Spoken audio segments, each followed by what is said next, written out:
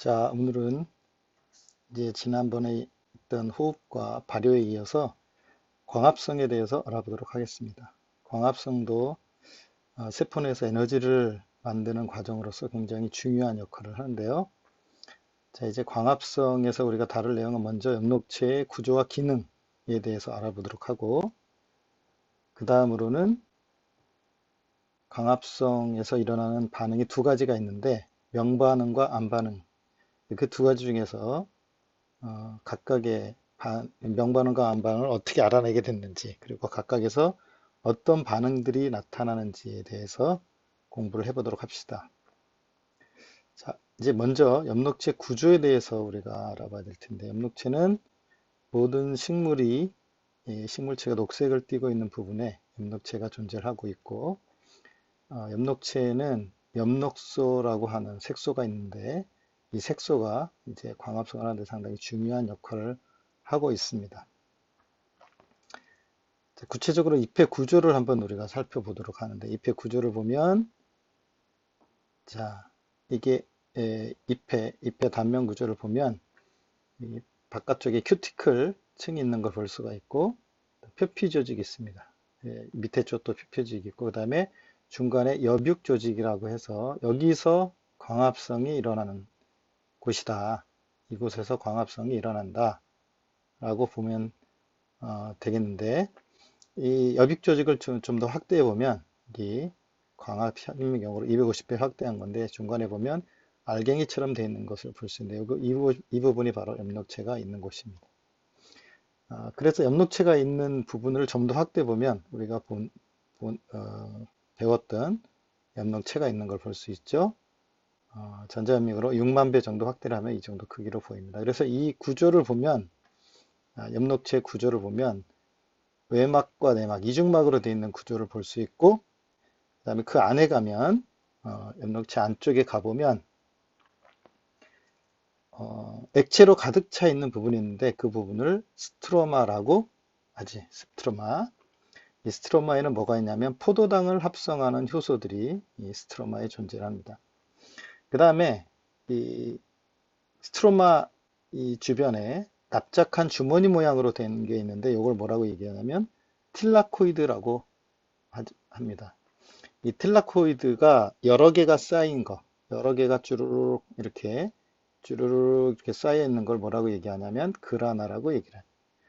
그래서 요 그 틸라코이드, 그 다음에 그라나에서 광합성에 관여하는 여러 가지 단백질 복합체나 ATP 합성 요소 같은 것들이 요 틸라코이드 막에 존재하는 것을 볼 수가 있고, 이 틸라코이드 막을 좀 더 확대해 보면 여기 보면 이렇게 단백질 복합체가 있고 ATP를 합성하는 효소가 있고, 여기 있는 단백질 복합체는 우리가 호흡에서도 봤지만 이 전달을 전달해주는 전자전달계, 전자를 전달해주는 전자전달계 부분이라고 보면 되고, 그래서 ATP 합성 요소를 여기서 우리가 생각해 볼 수 있겠습니다. 자, 그리고 광합성을 하는데 굉장히 중요한 것으로서 광합성 색소라는 것이 있는데, 광합성 색소는 어디 있냐면 엽록체 틸라코이드 막에, 엽록체 틸라코이드 막에 광합성 색소가 있는데, 그 광합성 색소 여러 가지 중에서 제일 대표적인 게 뭐냐면 엽록소라는 것이 있어요. 엽록소. 이 엽록소가 광합성을 하는데 굉장히 중요한 효소로 작용하는데, 엽록소 종류가 굉장히 많습니다. A도 있고 B도 있고 C도 있고 D, 이런 여러 가지 종류가 있는데, 이 엽록소 ABCD 중에서 제일 중요한 중심적인 역할을 한 게 뭐냐면 엽록소 A, 엽록소 A가 광합성을 하는데 굉장히 중요한 역할을 합니다. 그래서 보면 엽록소 A 외에 B도 상당히 많이 쓰이는데, 여기 표에 보면 이렇게 종자식물, 양치식물, 선태식물, 녹조류까지는 전부 뭐가 있냐면 엽록소 A하고 B, 이게 있는 걸 볼 수가 있고요. 갈조류에는 엽록소 C, 홍조류에는 엽록소 D, 그리고 여러 가지 이렇게 보조적인 색소들이 존재해서 광합성을 하는데, 다시 얘기하면 이 광합성이라는 건 빛 에너지를 이용하는 건데, 빛을 흡수하는데 중요한 색소로 작용을 하고, 그 다음에 여기 카로티노이드계 색소라고 된 거 있죠. 카로티노이드계 색소라고. 이 카로티노이드계 색소에는 대표적인 걸로 카로틴이 있고, 음, 카로틴, 그 다음에 잔토필,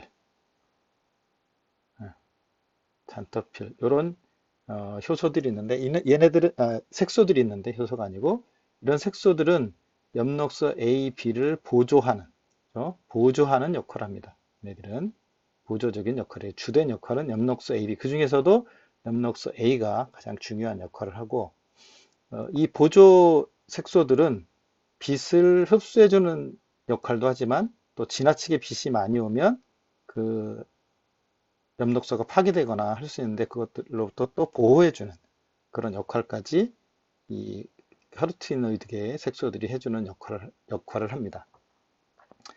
자, 엽록소들이 어떻게 잎에 분포하고 있는가, 그걸 좀 보면, 자, 여기 보면 이렇게 틸라코이드 막이 있고, 틸라코이드 막이 있고, 이 틸라코이드 막에 이 단백질 사이에 엽록소가 이렇게 끼어 있는 걸 볼 수 있죠. 그래서 얘들을 모두 합쳐서 우리가 뭐라고 부르냐면 광계라고 부릅니다. 광계. 그래서 광합성 색소 여러 분자가 단백질과 결합해서 복합체를 이루고 있는데 이걸 광계라고 얘기하고, 우리가 다음에 광합성을 볼 텐데, 광합성에 보면 1관계, 그다음에 2관계, 이렇게 두 가지로 관계를 나누어서 우리가 다룰 예정입니다. 그래서 참고적으로 여기 보면 엽록소 A의 구조가 나와 있죠. 엽록소 A의 구조가 나와 있는 건데 굉장히 복잡한 구조를 가지고 있죠. 복잡한 구조를 가지고 있는 것을 볼 수가 있습니다. 자, 다음으로 이 광합성 색소가 가시광선을 주로 많이 흡수하는데, 가시광선은 빨주노초 파남보, 우리가 알듯이 빨주노초 파남보의 다양한 색깔로 나타내는데, 그 다양한 색깔로 나타내는 그 중에 아까 그 광합성 색소 중에 중요한 역할을 하는 게 뭐였냐면 엽록소 A하고 엽록소 B였죠. 그 중에 엽록소 A가 중요한 역할을 한다고 했었습니다. 그래서 엽록소 A가 빛을 어디서 흡수를 하는가, 어디에서 빛을 흡수하는가 봤더니, 이 보면 엽록소 A가 이렇게, 그죠? 이렇게 빛을 흡수하는 걸 볼 수가 있죠. 그럼 주로 엽록소 A가 빛을 제일 많이 흡수하는 곳이 어디냐면 파란색 부분, 파란색 부분, 이 파란색 부분. 그 다음에 또 다른 부분이 여기 빨간색 부분. 그래서 광합성 하는데 굉장히 중요하게 영향을 미치는 파장들이 어디냐면 파란색과 빨간색, 붉은색 부분이라고 볼 수 있고, 지금 그래서 이 옆에 여기 보면 여기는 지금 흡수 스펙트럼을 본 것이고, 이 오른쪽에 있는 건 작용 스펙트럼입니다. 이게 뭐냐면 파장에 따라서 광합성이 어디서 잘 일어나느냐. 왼쪽에는 흡수 스펙트럼은 빛을 어디서 잘 흡수하느냐인데, 실제로는 광합성 속도를 측정하는 게 굉장히 중요하죠. 어디서 광합성이 잘 일어나는가 봤더니 엽록소 A가 흡수를 많이 했던 이 파란색 부분, 파란색 내지는 보라색 부분과 붉은색 부분에서 광합성이 잘 일어나는 것을 볼 수 있고, 그에 비해서 한편으로 여기 이 초록색 부분, 이 초록색 부분은 광합성도 잘 안 일어나지만, 이 광합성이 잘 안 일어나는 이유가 왜 그런가 봤더니 흡수를 잘 안 하더라 이거죠. 흡수를 잘 안 하더라. 그래서 식물이 녹색인 이유가 뭐냐면, 이렇게 빛을 흡수를 이 파란색과 이쪽 부분과 파란색, 보라색 부분하고 붉은색 부분은 잘 흡수를 하는 반면에 여기 녹색 부분은 흡수를 잘 안 하기 때문에, 그래서 광합성하는 식물들이 주로 녹색으로 우리가 볼 수 있는 것을 알 수가 있겠습니다. 그래서 이 흡수 스펙트럼과 작용 스펙트럼을 비교해 보면, 식물이 빛을 흡수하는 곳에서 광합성을 많이 하는구나. 그러니까 빛을 흡수하는 파장에서 광합성이 잘 일어나는구나. 요거를 확인해 볼 수 있겠습니다. 그러면 이제 구체적으로 광합성 과정으로 한번 들어가 봅시다.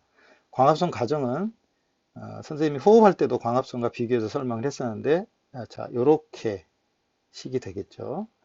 이산화탄소 6개가 들어가고 물이 12분자가 들어가서 포도당이 합성이 되고 산소가 부산물로 나오고, 또 물이 나오는 걸 볼 수 있는데 이게 아주 처음 시작과 끝은 아주 간단하지만 실제 광합성 과정은 굉장히 복잡한 여러 가지 단계로 되는 것을 볼 수가 있는데 특히 그 중에서도 광합성 전체를 나눠 볼 때 크게 두 가지 과정으로 나눠 볼 수 있습니다. 두 가지. 그래서 첫 번째는 빛 에너지를 흡수하는 단계. 그리고 두 번째는 포도당을 합성하는 단계. 첫 번째는 빛 에너지를 흡수하고 두 번째는 포도당을 흡수하는데 그래서 빛 에너지를 흡수하는 단계가 나중에 보겠지만 명반응이라고 얘기하고 포도당을 합성하는 단계가 암반응이라고 얘기를 하게 되겠습니다.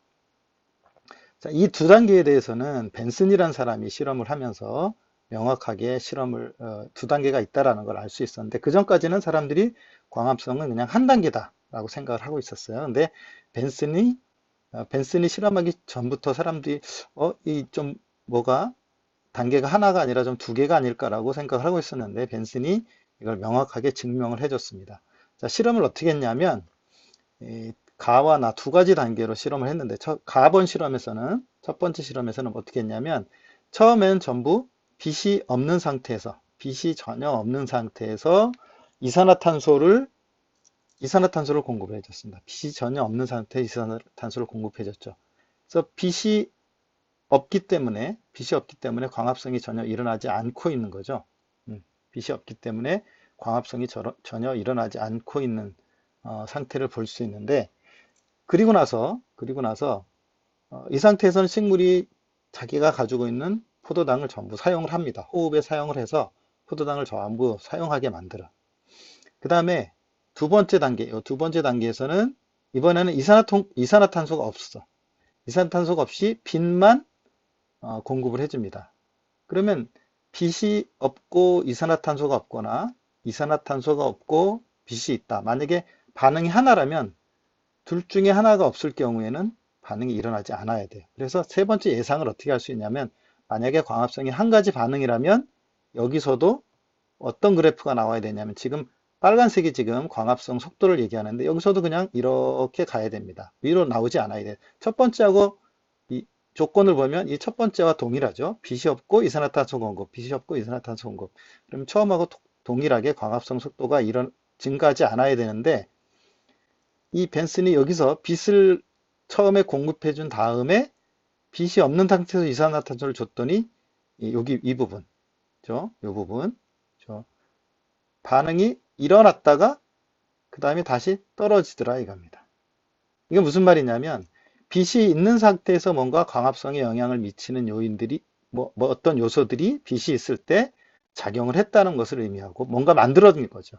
그 만들어진 것을 이용해서 빛이 없고 이산화탄소만 있을 때 이렇게 만들 수 있었다라는 것을 얘기합니다.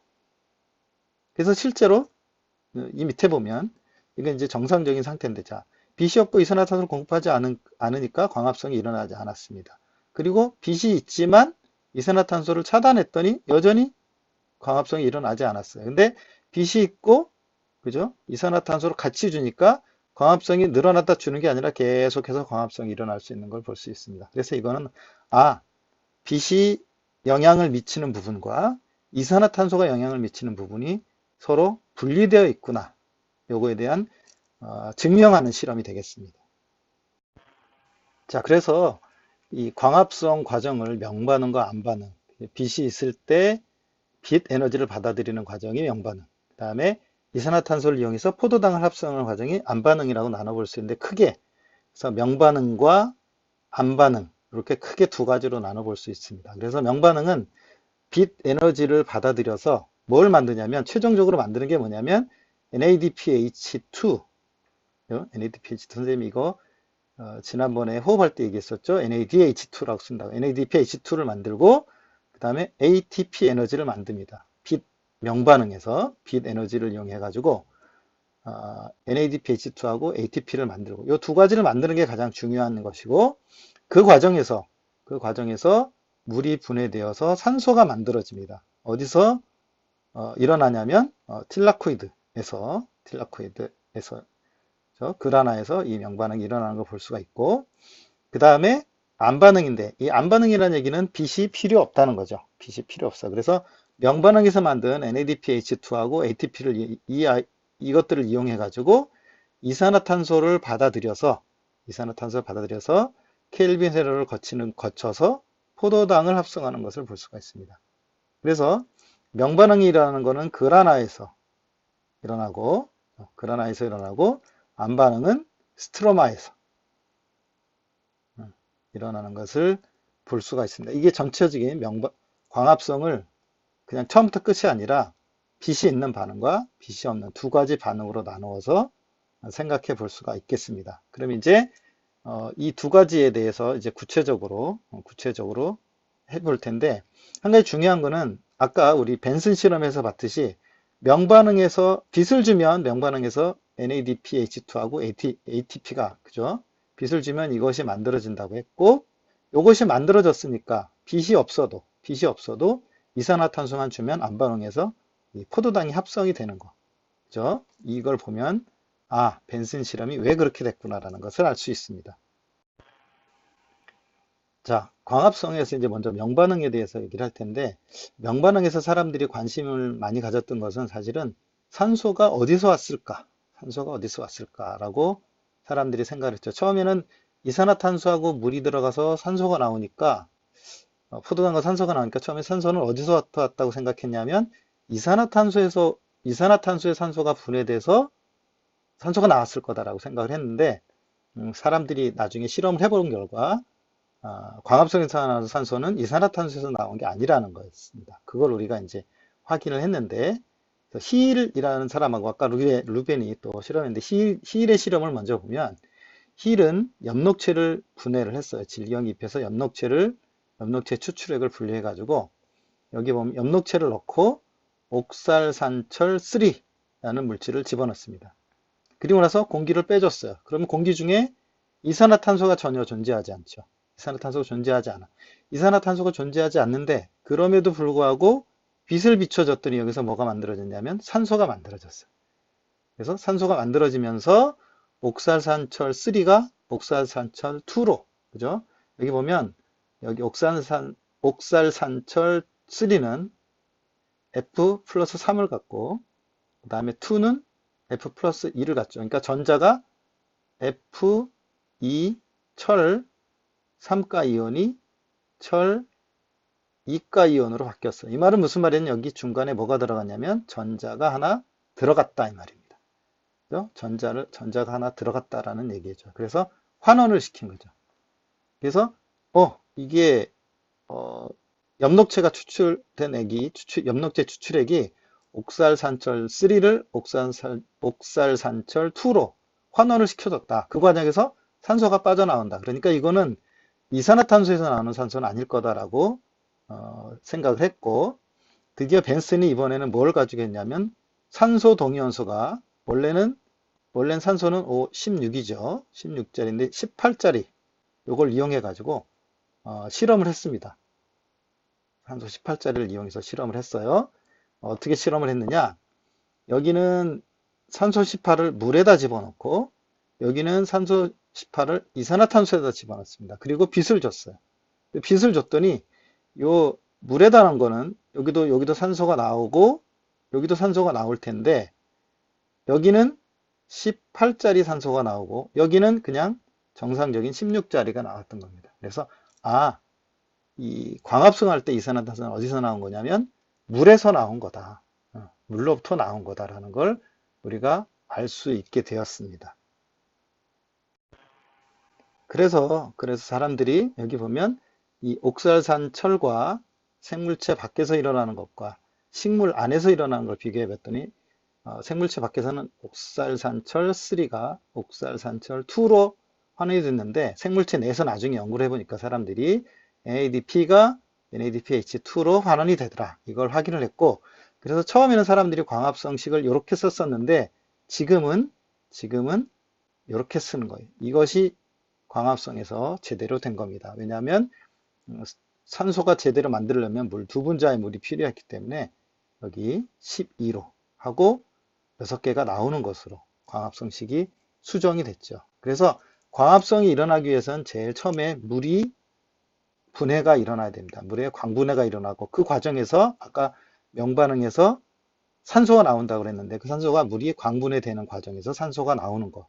그래서 물의 광분해라고 얘기하거나 또는 그것을 힐 반응이라고 얘기를 하기도 합니다. 그래서 여기 식에 보면 물의 광분해 과정이 나와 있죠. 그래서 물이 이렇게 분해가 돼서 산소가 나옵니다. 그리고 여기 있는 전자를 누가 가져가냐면 NADP가 받아서 NADPH2를 만들어주죠. 그 다음에 이제 물의 광분해 과정을 통해서 NADPH2가 만들어지고 다음에는 광인산화, 우리가 지난번에 산화적 인산화에 대해서 배웠는데 이번에는 광인산화, 광인산화는 결국 빛에 의해서 ATP를 만드는데 광인산화 과정에서 ATP를 만들죠. 그래서 이 두 가지가 아까 어디에 사용이 된다고 그래요. 이게 명반응에서 만들어지는 건데 이게 결국 어디로 가는 거냐면 암반응에 암반응에 이용이 되는 겁니다. 암반응에 이용이 되는 두 가지 물질이 명반응에서 만들어지는 것을 볼 수가 있습니다.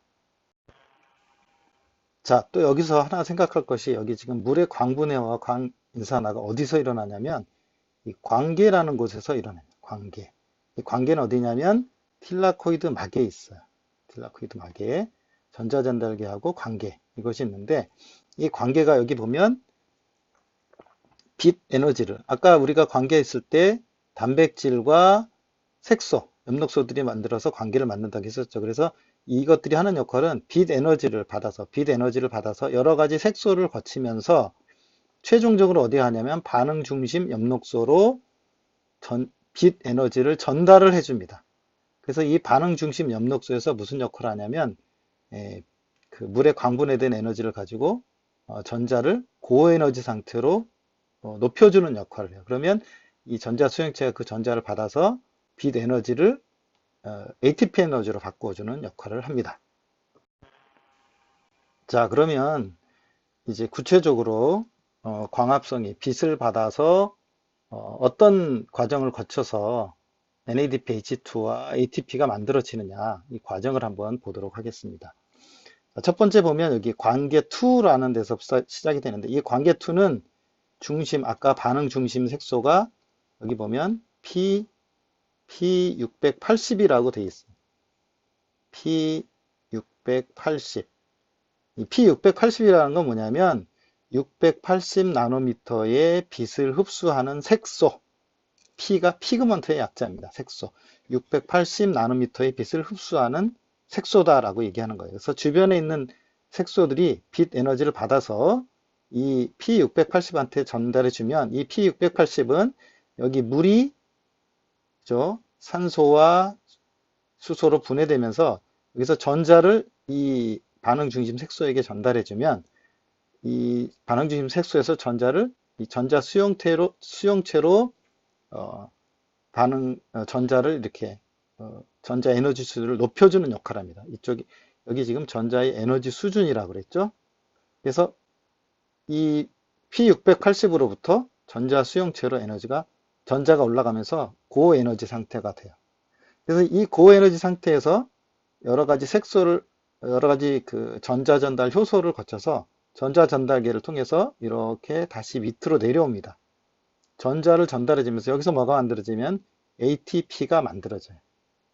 그럼 다시 이 관계 2에서 출발했던 전자가 어디로 오냐면 관계 1으로 오는데 이 관계 1의 중심 색소는 P700으로 돼 있어요. P700이 뭐냐? 700 나노미터의 빛을 흡수하는 색소. 그래서 P700이에요. 여기 P700도 역시 빛 에너지를 받으면 전자를 위로 높여주는 역할을 합니다. 그죠? 전자 에너지를 높여주고 이 높여진 에너지를 다시 전자 전달기를 통해서 누구한테 최종적으로 주냐면 NADPH2를 만들어요. 최종적으로 NADPH2를 만들어 준다 이 말이에요. 그래서 그러면 전자가 출발한 곳이 어디냐면 물에서 출발했어요. 물에서 광분해 과정을 거쳐서 그죠? 광분해 과정을 거쳐서 산소를 만들고 전자가 P680에서 출발해서 쭉 그죠? P700을 거쳐서 어디까지 왔냐면 NADPH2까지 왔습니다. 그럼 이 NADPH2는 어디로 간다고? 그렇지. 얘는 암 반응으로 가는 겁니다. 그죠? 암 반응으로 가는 놈들이야. 그래서 이 과정을 거쳐서 전자가 쭉 거쳐서 NADPH2로 가서 안반으로 가기 때문에 이걸 뭐라고 얘기하냐면 비순환적 광인산화다 그래요. 비순환적 광인산화. 빛으로 빛에 의해서 ATP를 만드는데 전자가 물에서 출발해서 NADPH2로 가서 안반으로 가버렸죠. 돌아오지 않습니다. 그래서 요거를 비순환적 광인산화다. 그렇게 얘기를 해요. 비순환적 광인산화에 관계 두 개가 나오는데 P680과 P700 이렇게 두 가지로 나오는 것을 볼 수가 있습니다. 자, 그런데 엽록체에서는 비순환적 광인산화만 일어나는 게 아니라 또 어떤 경우도 있냐면 관계원, 그죠? 요 관계원만을 이용해서 ATP를 만드는 과정도 있어요.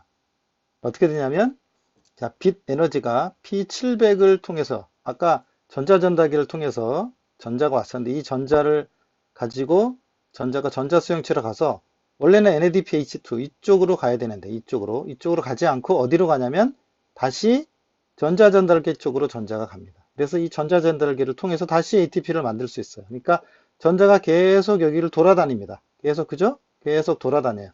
추가적으로 다른 데서 전자를 공급해 줄 필요가 없습니다. 그래서 이 경우를 뭐라고 하냐면 순환적 광인산화라고 얘기해요. 그래서 전자가 계속해서 다른 외부에서 공급할 필요가 없이 관계원을 중심으로 계속해서 전자가 돌아다니면서 에너지를 방출하는 과정. 그래서 이 경우에는 뭐가 안 만들어지냐면 NADPH2가 안 만들어지고 뭐만 만들냐면 ATP만 생성이 됩니다. 그죠? 차이가 그거예요. 아까 이거는 순환적 광인산화고요. 순환적 광인.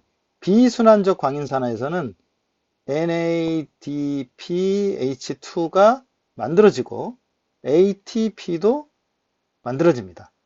그죠? 그러니까 비순환적 광인산화에서는 두 가지가 만들어졌지만 순환적 광인산화에서는 ATP가 만들어진다는 것은 뭐냐면 NADPH2는 충분한데 ATP가 부족하다. 그러면 순환적 광인산화를 하게 되겠죠. 그 다음에 둘 다 필요하다. 그러면 비순환적 광인산화를 진행하게 되겠습니다. 자, 그러면 엽록체에서 ATP가 구체적으로 어떻게 합성이 되느냐? 우리가 호흡에서도 ATP가 전자전달 과정을 통해서 화학 삼투설로 설명을 했었는데 엽록체에서도 동일하게 화학 삼투설로 설명을 할 수가 있어요. 그래서 여기에 보면 이 막이 뭐냐면 틸라코이드 막입니다. 틸라코이드 막이고 얘가 틸라코이드 내부에 자, 틸라코이드 내부에서 물이 광분에 의해서 광분해가 됩니다. 그래서 전자는 전자전달계 관계 2와 관계 1을 거쳐서 NADPH2를 만들었어요. 그죠? 그러면서 이 안쪽에 지금 뭐가 많이 들어왔냐면 수소 이온이 많이 들어오게 됩니다. 전자전달 과정을 통해서 수소가 밖에서 이렇게 안으로, 그죠? 안으로 들어오는 걸 볼 수 있어요. 그래서 이 스트로마 쪽에 있는 수소가 전자전달계를 통해서 틸라코이드 내부로 들어오게 됩니다. 그러면 농도가 어떻게 되냐면 틸라코이드 내부의 H 플러스 농도하고 바깥쪽의 H 플러스 농도를 비교해 볼 때 어디가 농도가 더 높으냐면 틸라코이드 내부의 H 플러스의 농도가 더 높게 되죠. 그러면 안쪽에 H 플러스 농도가 높으니까 여기 있는 그죠? ATP 합성 효소 그죠? ATP 합성 효소가 있습니다. 여기. 그래서 ATP 합성 효소를 통해서 밖으로 나가면서 여기 ATP가 합성되는 것을 볼 수가 있습니다. 동일하게 화학 삼투 과정을 통해서 엽록체에서도 ATP가 합성이 되는구나 하는 것을 우리가 볼 수가 있겠습니다. 자, 자료실에서 여기 보면 미토콘드리아하고 엽록체를 비교해서 둘 다 지금 화학 삼투를 하죠. 그죠? 화학 삼투설에 의해서 화학 삼투설로 뭘 만든다? 화학 삼투설에 의해서 ATP가 합성이 된다. 요거에 대한 설명을 해주고 있는 겁니다. 그래서 여기 보면 H 플러스 농도가 높은 데가 좀 더 진하죠. 그죠? 보면 막 사이 공간이 H 플러스의 농도가 높아요. 그러니까 어디서 어디로 H 플러스가 확산이 되냐면 막 사이 공간에서 기질로 확산이 되죠. 그죠? 그 다음에 엽록체를 보면 엽록체는 틸라코이드 막 안쪽은 농도가 높은데 스트로마는 농도가 낮아요. 그러면 여기는 어디서 어디로 확산이 되냐면 이렇게 확산이 됩니다. 그죠? H 플러스가. 그래서 그 과정을 여기에 보면 H 플러스의 농도가 높은 곳과 H 플러스의 농도가 낮은 곳이 있죠. 그래서 먼저는 H 플러스 농도가 낮은 곳에서 H 플러스 농도가 낮은 곳에서 높은 곳으로 H 플러스를 퍼내줍니다. 그죠? 여기에 뭐가 들어가냐면 에너지가 들어가요. 여기가 이 에너지가 들어가는 것이 염록 광합성 같은 경우는 빛 에너지를 이용하는 거죠. 그죠? 빛 에너지. 호흡에서는 화학 에너지를 이용하는 겁니다. 그래서 H 플러스 농도가 높은 곳으로 자꾸 퍼내주면 여기는 농도가 낮고 높으니까 높은 곳에서 낮은 곳으로 확산돼 들어오려고 하죠. 그때 무엇을 통해서 들어오냐면 ATP 합성 요소를 통해서 들어오면서 여기서 ATP가 만들어지는 겁니다.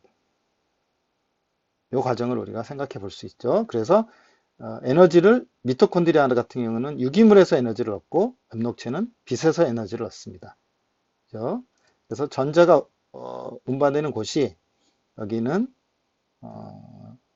미토콘드리아 같은 경우는 공간, 그죠? 막사이 공간에 수소를 저장하는 데 비해서 여기는 틸라코이드 내부에 저장을 하고 그 다음에 ATP를 만들 때는 그 막사이 공간에서 기질로 확산이 되면서 만들어지고 여기는 틸라코이드 내부에서 스트로마로 확산이 되면서 ATP가 합성되는 것을 볼 수 있습니다. 자, 이제 광합성의 두 번째 반응인 암반응인데 이 암반응은 이산화탄소로부터 뭘 만든다 그랬냐면 포도당을 합성하는 과정이라고 했어요. 그래서 이 암반응을 우리가 또 다른 말로 얘기하면 켈빈이라는 사람이 발견해서 이걸 켈빈 회로라고도 얘기를 하는데 이 켈빈 회로는 여러 가지 효소의 작용을 받습니다. 그래서 온도의 영향을 상당히 받아요. 온도의 영향. 그래서 이산화탄소와 그 다음에 ATP 명반응에서 만든 거 NADPH2 그죠? 이것도 명반응에서 만든 거죠. 이걸 가지고 확인을 해봤더니 제일 처음에 G3P가 만들어지더라. G3P가 뭐냐면 글리세르 알데히드 3인산이다. 이런 게 처음 만들어진다는 게 밝혀졌는데 우리가 예전에 배웠던 자기 방사법을 이용해서 켈빈 회로라는 것을 발견하게 됐습니다. 그래서 켈빈하고 벤슨이 자 여기도 벤슨이 나오죠. 그래서 이산화탄소가 탄수화물이 처음 들어가서 어떻게 했는지 이산화탄소가 광합성 암반응을 하면서 어떤 과정을 거쳐 가는지를 우리가 알아보기 위해서 여기 있는 것처럼 자기 방사법을 이용해서 확인을 했어요. 그래서 여기 보면 밀폐된 용기에 클로레라를 넣고 배양을 하면서 C14로 낸 이것을 빛을 비췄죠. 그래서 일정한 시간마다 클로렐라를 채취해요. 그래서 죽입니다. 그래서 거기서 생성된 물질이 뭔가 그걸 크로마토그래피로 분리를 했어요. 그래서 처음에 이산화탄소에 3초간 노출되었을 때는 3PG가 만들어졌고 30초간 노출되면 여기 있는 것처럼 여러 가지 물질들이 만들어졌는데 이 물질들이 어떤 순서를 통해서 만들어지게 되었는지 이거를 방사선 동위원소 표지 실험을 해가지고 켈빈과 동료들이 확인을 했습니다. 그래서 이 켈빈 회로에 대해서 이제 구체적으로 알아보도록 합시다. 자, 켈빈 회로는 이렇게 생겼는데요. 자, 처음에 이산화탄소가 여기서 좀 생각해야 될 것이 포도당을 만들려면 여기 있는 G3P가 두 분자가 있어야 됩니다. 두 분자가. 원래는 이 두 분자가 합쳐져서 포도당을 합성할 수 있어요. 그래서 여기 이산화탄소가 3개가 들어가면 G3P가 3번, 그죠? 3번 G3P가 한 분자밖에 안 만들어지기 때문에 이거 만들려면 여기 있는 숫자가 곱하기 2를 해야 됩니다. 그래서 6개, 이산화탄소 6개 들어가고 또 여기는 12개, 그죠? 여기도 12개, 여기 12개, 그죠? 그래서 여기 2개 하고 여기 10개가 되고 그 다음에 여기 다시 6개가 하나, 둘, 셋, 넷, 다섯 그죠? 6개 이렇게 되는 걸 우리가 볼 수 있고 다 곱하기 2를 해야 되는데 여기는 편의상 하나 G3P 한 분자를 기준으로 한 것으로 생각해 보면 되겠습니다. 자, 이산화탄소 세 분자가 처음 들어가면 여기 RUBP라는 물질 있죠? 여기 RUBP라는 물질과 결합을 하면 여기 지금 어, 여기는 탄소가 하나, 둘, 셋, 넷, 다섯 개 있고 여기 여섯 개죠? 근데 여기 세 개밖에 없어요. 그 말은 무슨 말이냐면 이게 하나, 둘, 셋, 넷, 다섯, 여섯 개가 된 다음에 둘로 잘라졌다는 얘기입니다. 그죠? 그래서 첫 번째 만들어지는 물질이 3PG, 죠? 3PG라는 물질이 최초로 만들어집니다. 그래서 이거는 RUBP가 이산화탄소와 결합해서 첫 번째 만들어지는 물질이에요. 그래서 이 단계를 뭐라고 부르냐면 탄소를 고정하는 단계다. 이산화탄소가 켈빈 회로에 들어가서 그죠? 여섯 분자의 3PG가 만들어지는 과정이다라고 보면 되겠습니다. 그 다음에는 이 3PG로부터 당이 합성되는 과정인데 여기에 중요한 게 뭐냐면 여기에 ATP가 이용이 돼요. 그래서 여기 지금 인산이 하나 있는데 ATP에서 인산을 줘가지고 인산이 두 개 들어갑니다. 그죠? 호흡에서도 한번 호흡에서는 인산 두 개 있다가 빠져나가면서 ATP를 만들었는데 여기는 ATP에서 공급을 해줍니다. 그죠? 그 다음에 그래서 DPG가 만들어졌고 이 DPG에 다시 뭐가 들어가냐면 NADP, H2 이게 어디서 온 거냐? 이거 다 어디서 온 거냐면 명반응에서 온 거죠. 그죠? 명반응에서. 이것도 어디서 온 거냐? 명반응에서 온 겁니다. 그죠? NADP, H2. 그죠? 얘가 들어오고. 그 다음에 여기 원래 있었는데 인산이 하나 빠져나와요. 그럼 뭐가 되냐면 G3P가 됩니다. 이 G3P가 6개가 만들어지는데 그 6개 중에서 5개는 다시 켈빈으로 가고 그 중에 하나가 빠져서 G3P가 만들어지죠. 그래서 이 G3P가 두 분자가 합쳐져 가지고 두 개가 합쳐지면 얘가 뭐가 되냐면 포도당이 됩니다. 그죠? 포도당이 돼요.